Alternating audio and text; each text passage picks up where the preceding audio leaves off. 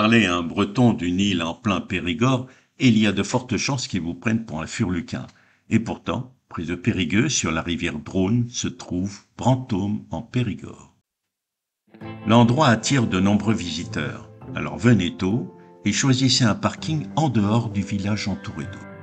Ensuite, dans un grand parc propice à de belles balades, longez les berges de la rivière, en prenant le temps d'apprécier l'environnement. Bien entendu, vous serez immanquablement attiré par un énorme édifice au pied de la falaise.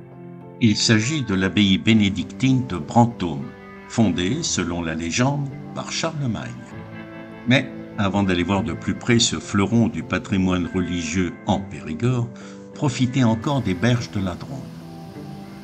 Notamment l'ancien moulin, avec une roue à eau préservée, en contrebas des petites cascades qui s'écoulent sous le pont Couillet.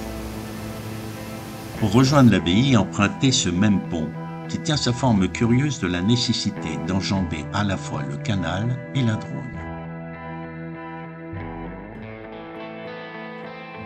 De ce bâtiment grandiose qui ne se visite que partiellement, le plus curieux se situe derrière, dans les nombreuses grottes creusées dans la falaise de calcaire. D'un lieu de culte païen ancestral, les moines bénédictins investiront ces cavernes pour en faire une première abbaye troglodytique. Troglodytique, c'est bon, j'ai réussi à le placer. À partir de cavités naturelles élargies, les moines aménagèrent un ensemble d'installations souterraines collectives difficiles à dater. La plus fameuse grotte est celle du Jugement dernier, où des bas-reliefs représentent plusieurs scènes religieuses qui demeurent des énigmes historiques. Celle de la crucifixion est aisée à reconnaître, avec le Christ cloué sur la croix dressé sur le Golgotha. Celle du Jugement dernier est plus complexe à analyser, certes grandiose, mais nettement plus macabre, et les interprétations différentes ne manquent pas. Creusée dans la roche se trouve la fontaine Saint-Sicaire, vénérée pour ses vertus miraculeuses. Traversez ensuite la cour entre la falaise et le bâtiment préservé de la destruction lors des guerres de religion grâce à l'habileté de Pierre de Bourdelle.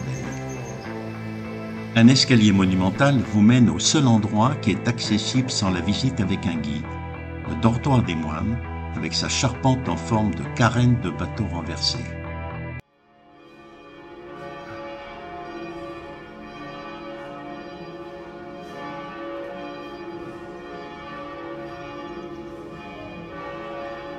Alors que les cloches annonçaient la messe dominicale, nous étions encore dans le dortoir. De ce troisième étage, vous aurez une belle vue sur la rivière. Sortis de l'abbaye, le long de la Dronne qui serpente autour de la cité, commerces et restaurants s'apprêtent déjà à accueillir les touristes.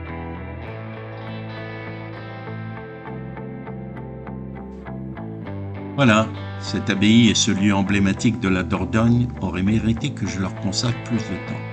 Mais fin juin, il faisait trop chaud pour prolonger la visite.